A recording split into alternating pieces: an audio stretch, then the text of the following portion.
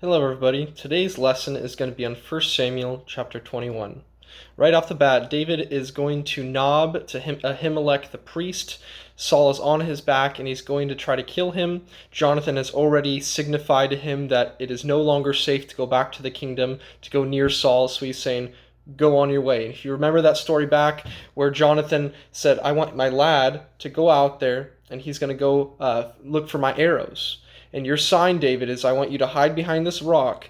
And if I tell the lad the arrow's behind you, that means it's not safe and you need to leave. It's no longer safe for you to be near here.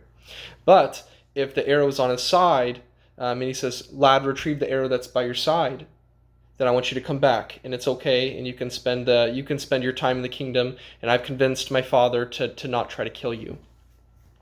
And so, sure enough, Jonathan shoots his arrows out there by his target, and his lad goes out there to go and fetch them. Jonathan shoots an arrow behind the lad, and then he says, hey lad, it's behind you. And sure enough, that was the exact moment when that beautiful covenant between Jonathan and David, the two men that loved each other like their own souls, that was when it was split up. And so sure enough, David's on the run. He's now gone to Nob, to Ahimelech the priest, and David's going to start doing some really nasty things. He's going to be lying and trying to depend on his own ability to get out of this trouble, and it's really a hard chapter to get through. And I really enjoyed studying about it, but just to see David faltering in this way is really frustrating. You know, the same man who's able to put so much trust in the Lord and to always go to God first. Just look at him now, and he's going to be lying even to a priest. And so Ahimelech, this priest, he sees David and he's scared of him. He's really scared of him. And it makes you wonder, why is he scared of David? He's probably thinking to himself, you know, this guy, he's with Saul. And anybody under Saul, this murderous man, that's a dangerous place to be. And so he's actually scared of David. He doesn't realize that David's by himself. He's on the run. He's no longer working with Saul whatsoever. And then David has his first lie, and he says, the king hath commanded me a business, and hath said unto me, let no man know anything of the business whereabout I send thee. Complete lie. He's still acting like he's under Saul and he's doing the king's business, but it's a complete lie. I really wish he would have just said to the priest, hey, Saul's on my back, he's trying to get me, help me, let's do the will of the Lord, and when God's on our side, then Saul won't be able to hurt me. And I also want to compare this, like I mentioned, that this seems so unlike David. So if you look at 1 Samuel chapter 17, verse 47, and it says, and all this assembly shall know that the Lord saveth not with sword and spear, for the battle is the Lord's, and he will give you into our hands. And this is the line that he said to Goliath. He was telling him, he says, the battle's not won by sword or spear. The battle is the Lord's. And this is the same man who's going about lying and just trying to find his own way, depending on his own cunning abilities and his own wisdom to try to get him out of this, when really he should have said, God, save me from this. He already knew that he was anointed to be king by Samuel. You would think that he would just have full trust in the Lord, who had which had allowed him to get over these impossible odds. And then David next says, give me 5 loaves of bread. And Ahimelech tells him, I only have hallowed bread. I don't have any normal bread. I only have bread that is only supposed to be for the priests. And so I want to teach you guys a little bit more about this hallowed bread, or in this case, it's also called the show bread. And the context is a commandment of God to the Levitical priesthood under Aaron. So this is in Leviticus chapter 24, verse 5. This is God giving a commandment to Aaron and his sons, the Levitical priesthood. So Aaron was the high priest and his sons were the priests under him. Leviticus chapter 24, verse 5, we're going to read 4 or 5 verses here. And thou shalt take fine flour and bake 12 cakes thereof. 2/10 deals shall be in one cake. And there shalt set them in 2 rows, 6 on a row, upon the pure table before the Lord. And thou shalt put pure frankincense upon each row, that it may be on the bread for a memorial, even an offering made by fire unto the Lord. Every Sabbath he shall set it in order before the Lord continually, being taken from the children of Israel by an everlasting covenant. And it shall be Aaron's and his sons, and they shall eat it in the holy place, for it is most holy unto him of the offering of the Lord, made by fire by a perpetual statute. And so I want to make a couple notes about what we just read there and kind of break it down. So if you didn't catch it when I was reading it, no worries. We're going to break it down together. The first detail I want to mention here is that it was only eaten by the high priest and the priests. Only ate by the high priest and the priests. So this was not something that by the law, something that David should have been eating. And it wasn't also something of the law that the priest should have been just giving away nilly-willy. Then the second one is that it was only ate in the holy place within the tabernacle. And so if the tabernacle is composed of two different spots. There was the holy place and then the most holy place, and it had it was divided in a sense, and the holy place was visited, I believe it was about one time a week, and then the other one was only one time a year. And this is where the priest and the high priest could go in and they could intercess for the people and give sacrifices for the remission of sins, for various different offerings. It wasn't a perfect remission of sins, but they were doing the best that they could until Jesus came. Another detail I want to make is that it was made by specific instructions of God. And if you look back at other Old Testament examples, when God gives us specific instructions, you better follow it. If you're not going to follow it, you better have an incredibly good reason to not do so. So there was very, very specific instructions here. One example that I always referred to is Nadab and Abihu, two of Aaron's sons, when they didn't follow the exact instructions of the Lord, and they used strange fire when they were doing their sacrifice, then God struck them dead. And so God has given them very specific instructions about the showbread. And we see if you don't follow those instructions and have the wrong heart, that's one of the key points, and you have the wrong heart, then God will strike you dead. Okay, and then and then let's compare this to our chapter. And I'll also give a little sneak peek in what's going to happen. In our chapter, the priests were not struck down by God. So they weren't killed by God. Spoiler alert, they are killed by Saul later on, but they were not struck down by God. This was not something that was incorrect for the priests to do. And the reason why is because God looks at the heart. And if you remember back, if you've looked at my video on 1 Samuel chapter 16, when Samuel came to go and find the man after God's own heart to Jesse's house to find the next one that was going to be king. Sure enough, the first person that came before him was Eliab. This was a guy who was tall, of beautiful countenance. And then Samuel says, God, is this it? Is this man who's tall with beautiful countenance? Is this guy? Is he's the one? And God says, I don't look at the physical. I look after the heart. And specifically that verse is 1 Samuel chapter 16, verse 7. It says, But the Lord said unto Samuel, Look not on his countenance, or on the height of his stature, because I've refused him. For the Lord seeth not as man seeth, for man looketh on the outward appearance, but the Lord looketh on the heart. So we can see here, why didn't God strike those priests dead? Because their heart was in the right place. Even though they were breaking the law, God was not going to strike them dead. And we'll learn a little bit more about this. If you don't believe me, let's go with Matthew chapter 12, and we're going to talk about that for a while. And in fact, in Matthew 12, Jesus actually refers to this example of when the priest gave David this showbread. And so Jesus' disciples were with him out in a field, and some of his disciples, they were plucking ears of corn. The problem was, this was on the Sabbath. And people were like, wait a minute, so on the Sabbath, you're not supposed to work at all, right? You're not supposed to do anything. And they're calling him out. They're saying, you can't even pluck an ear of corn. You can't do this. You can't do that. And so the Pharisees are calling them out. They're trying to catch Jesus in an error. They hated Jesus. And then what Jesus did is he gives them these beautiful examples for them to understand. And Jesus clearly really wanted them to understand this. He gave them plenty and plenty of examples for them to understand this. So Jesus refers to our chapter in reference to David eating the showbread, and he says that this was okay. That was the correct thing to do. Yes, it broke the law, but they were doing good for the Lord in that process. And so Jesus actually condoned this. He goes back to that example, and if Jesus didn't condone this, man, It would have been a little bit harder to accept it, wouldn't it? You know, somebody who's just lying to a priest and eating their bread, and you're like, how could any good come from it? But that priest had the right heart. That priest was doing what the Lord desired. Okay, and Jesus also refers to how priests, how they work on the Sabbath day and are still blameless in this example in Matthew chapter 12.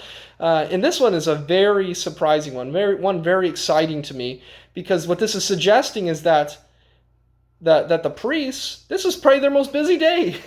They're working away and trying to get things prepared and for the Sabbath day, but they're not supposed to be working, right? And very interesting here. And Jesus refers to this, that they were still doing good, they were still doing the right things, even though, if you're trying to get into the nitty-gritty, they were breaking the law in a sense.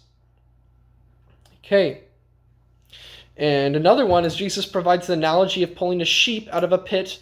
If it falls in on the Sabbath day, Jesus asked the Pharisees, he says, if it's a Sabbath day, you know you're taking your sheep along, and they're following you maybe, and one of them falls in the pit. Aren't you going to pull it out? Aren't you going to do good on the Sabbath day? Aren't you going to do the right things? And this is where our biblical discernment needs to come into play.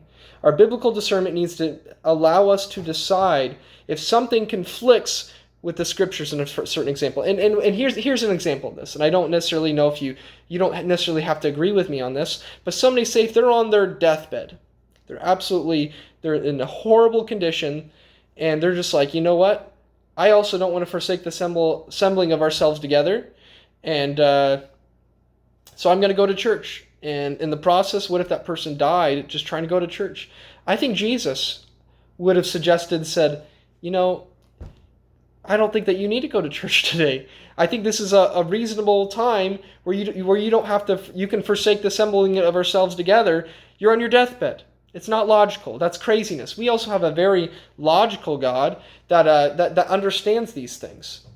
Isn't that beautiful? You know, if we're judged exactly to the T, that gives no flexibility whatsoever, and that is not the way that the Bible teaches. And this is not to say that we should just take this very lightly. I know some people, they say, I don't personally think that you should miss Sunday mornings. I don't think we should forsake the assembling of ourselves together. Some people say, oh, well, I just want to go camping, you know, and I'll take a couple of people from the church with me, and, you know, there were 2 or more, here am I, God says, and that's fine, right? I personally would suggest that based off those analogies that Jesus gives us here, those were more for needy and worthy causes to miss. Or another one, I was just talking to my brother on the phone about this, and we were talking about if you're heading to church and you saw somebody that had driven off some cliffside and they were fighting for their life, are you going to say, well, I can't forsake the assembling of ourselves together, and so I can't go and save that guy? That's craziness. Of course Jesus would say, yes, you know, forget church at that moment, go down and help that man. I think everybody would agree with that, because that's extremely logical. And I think this is where a lot of fights start in churches. I think this is where a lot of times animosity can build up, because they said, was that worthy? Was that not worthy? And what we need to do is we need to be all reading as much as we can, because the more discernment, the more ability for us to understand the scriptures. We can look at different contexts. We can know about Matthew 12 and all these different examples that Jesus has provided to us. We can look at those examples and say, is there a reason that we should be able to do this? Is that a worthy cause? And I want you to really dig deep and not just take it lightly. Some people said, well, we can't do the law right anyways. We can't do this. You gotta really follow it closely. And once again, I said follow the law. That's incorrect, because Jesus also, he didn't come to destroy the law. He came to fulfill it. So the old law, it's already been fulfilled. I want to make that clear. And now we're on verse 3. He says, now, therefore, what is under thine hand? So David is asking the priest. This is when he's actually asking for that bread. He says, you know, what's under your hand? And then he continues with the verse saying, give me 5 loaves of bread in mine hand, or what there is present. And the priest answered David and said, there's no common bread under mine hand, but there's hallowed bread. If the young men have kept themselves at least from women. So the priest is letting him know there. He's letting David know. Well, I said them, but it's only David. David's he's just sneaky all over the place. He's trying to pretend, maybe there's some people. I said there wasn't people, but maybe there is some people. It's just a very confusing time. When there's lies, one thing leads to the next, and it makes it a very confusing context. And so the priest is saying, well, I can give you some of this hallowed bread, but you need to. This isn't common bread, and let's just do the best we can. And hopefully, the men that you're going to give this to, or eating it yourself, you need to have kept yourself from women. And David has this response, and he says, and David answered the priest and said unto him, Of a truth, women have been kept from us from these 3 days since I came out, and the vessels of the young men are holy, and the bread is in a manner common, yea, though it were sanctified this day in the vessel. So David, he just lies one after the other after the other. He's just lying and lying and lying. And if I don't know about you guys, but if have you ever been caught in a lie and then you're like, oh, well, then you have to do the next lie, and then you have to do the next lie, and it's best if you can just say, I lied, I was wrong, let's move on, and that way you don't have to lie 12 times to cover up one. That's not the right way to do it. Verse 6. So the priest gave him hallowed bread, for there was no bread there but the show bread that was taken from before the Lord, to put hot bread in the day when it was taken away. Now, and so now we're transitioning into another part of the chapter here. I want your brain to be away from that bread, and now we're on to a man that is within the I can't find the word, but it was amongst the priests. This man was amongst the priests. And it says, Now a certain man of the servants of Saul was there that day, detained before the Lord. And his name was Doeg, an Edomite, the chiefest of the herdsmen that belonged to Saul. And so I find it really interesting here. It mentions that this man, Doeg, an Edomite, and let's break it down who he was real quick. He was the chiefest of the herdsmen. So this was Saul's main guy who would be herding cattle through the area. It also mentions that Doeg was a servant of Saul. So this was a guy who was clearly serving Saul. He was Saul's herdsman. And it also mentions that this man who was this herdsman, the chiefest of the herdsmen, he was detained before the Lord. And I actually looked at a commentary to see what they suggested this may have meant. It clearly means that he was stopped there for some reason or another, and one of the commentaries suggested 5 different reasons, or maybe it was 6, but I didn't buy into one of them. One of them says the Sabbath day may have detained him, so it could have just been that he's just like, well, the Sabbath day is coming. I need to stop herding my cattle and or Saul's cattle, and I need to stay here, and I need to worship the Lord. And I can't work this day because it's a Sabbath day. Another option is that it could have been Doeg could have had a vow to the Lord. And it could have just been that simple, or he could have been desiring to pray to the Lord. Another one is that he may have had a spiritual impurity that he needed to clean before he could go through. He may have voluntarily been staying there to try to sacrifice or pray to the Lord. The last one is, or he may have just been pretending. He may have just been a false person. He may have just said, I'm detained here. I can't leave. And it was for, trying to play something off. Maybe it was more of like one of those scenarios. And I also wanted to spend a brief moment to describe that this Doeg, this guy who's the servant of Saul, was also an Edomite. And for those that don't know, I didn't know initially. It sounded familiar. I was like, Edomite? I feel like I've heard about that. But so I wanted to dig a little bit deeper and see what this is referring to. And specifically, it's referring to the lineage of Esau, who was then called Edom after he gave up his birthright. And so if you remember back to the story, there was Jacob and Esau, the sons of Isaac. And Esau was coming back from a hunt. He was coming back from a journey. And he saw that his brother Jacob had some red pottage or some sort of, I believe red pottage is some sort of soup or porridge. And he's just like, give me some of that soup. And Jacob says, I'll only give you that soup if you give me your birthright, that I will have the inheritance of the first son. And he says, I don't care. I'm going to die. I got to eat this. And that was the exact wrong thing to do. He should have held on and not ate that thing, because you do not want to give up your birthright. That's worth more than just about anything possible. And so he gave up his birthright at that moment. And after he gave up his birthright, he was called Edom. It changed his name. And so now forever he'll be called Edom. And so everybody under him were Edomites. They are people that were under this guy who lost his birthright. Okay. And so one more detail about these Edomites is that there's actually an entire chapter in Genesis chapter 36 that devotes, it's all devoted to talking about the generations of Edom, or Esau, that man who lost his birthright.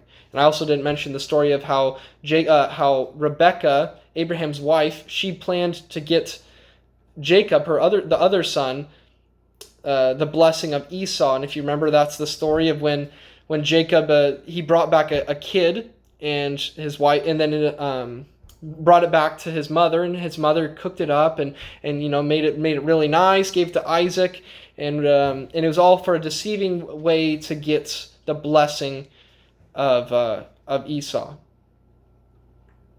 Okay, and now we're on to verse 8. And David said unto Ahimelech, And is there not here under thine hand spear or sword? For I have neither brought my sword nor my weapons with me, because the king's business required haste. So, once again, David, one after the other. Here's another lie from David. He's saying that, I had to leave quickly. I couldn't grab my weapons because of the king's business. So it probably was true that he had to leave with haste and that he wasn't able to grab a lot of things. But it says, because the king's business required haste. So he's still holding on to that lie. He still won't give it up. Verse 9.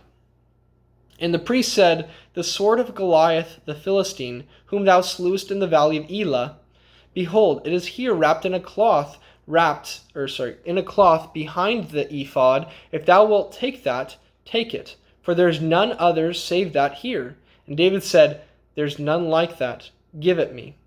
So it's very interesting that the sword of Goliath, it was with these priests. And then now David, he's coming back, and the sword is now coming into his hands. Really neat story. And I bet that was an absolutely epic and wonderful sword. It even says that the priest said that there's no other save that. The priests are saying this is one fantastic sword.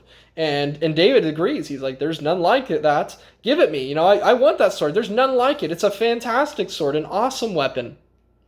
And it also mentions it was wrapped in a cloth behind the ephod. An ephod could have been some clothing, or it could be an image. It's a kind of an ambiguous term in the translation. It is also wrapped in a cloth. Verse 10, And David arose and fled that day for fear of Saul, and went to Achish the king of Gath. And the servants of Achish said unto him, Is not this David the king of the land? Did they not sing one to another of him in dances, saying, Saul hath slain his thousands, and David his 10,000? So let's unpack that for a brief moment. So David, what he's doing here is he says, Saul's after me, and the one place that he wouldn't possibly follow me into, it says he fled that day from fear of Saul and went to Achish the king of Gath. Does that name sound familiar? Gath? This was Goliath. That was the place where Goliath grew up, the champion of the Philistines. This is where they came from, and now he's like, of course Saul's not going to follow him into the place where the epic Goliath came from. That'd be crazy. And so David, he's got some crazy in him too. So he decides he's going to go and hide away in the same place where he had to defeat, the same place where the giants Goliath came from that he slew. And then also let's reread verse 11. And the servants of Achish said unto him, Is this not David, the king of the land? Did they not sing one to another of him? And then it says all those, and then it talks about that echo chamber song. So when David came back from a journey, or after he had slain the Philistines, the women came out in the streets, and then some of the women said, Saul hath killed his thousands, but David his 10,000s.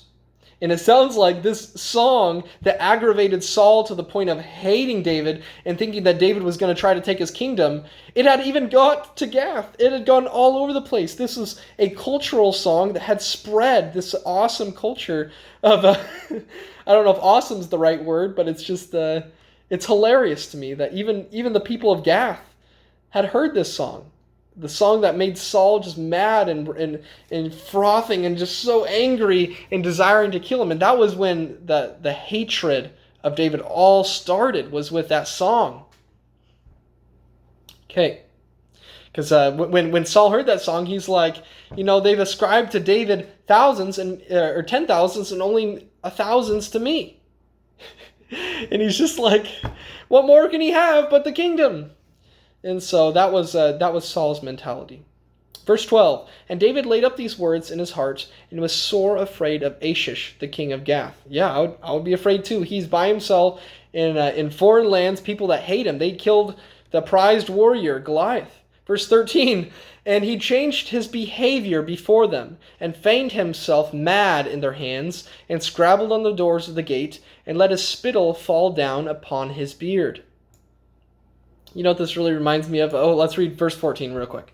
Then said Achish unto his servants, Lo, ye see the man is mad, wherefore then have ye brought him to me? Have I need of madmen, that ye have brought this fellow to play the madman in my presence? Shall this fellow come into my house? And so you see here is that David, he's just like, well, I'm in a bad state. There's no getting out of this. So what I got to do is I just have to act completely crazy. That's my one way out. I just have to be the lunatic of the town, and they're going to be like, okay, yeah, this guy, we have no need of this guy. If we kill the madman, yeah, that's not much of a victory, and that was his way of getting out of it. And so they weren't going to kill this guy, and they wanted him out of their presence. Get the crazy guy out of here. We don't need this man. It said he even let the spittle fall down upon his beard. This guy's David was just acting crazy.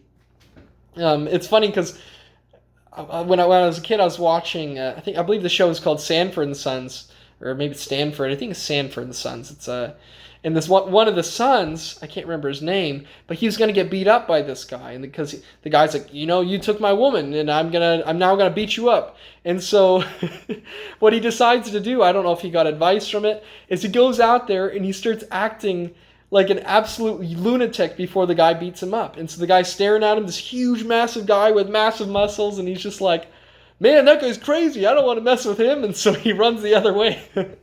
And so it makes me wonder if that's where they got that from in Sanford and Son, the just acting like you're crazy to get out of a bad situation. And clearly it was effective.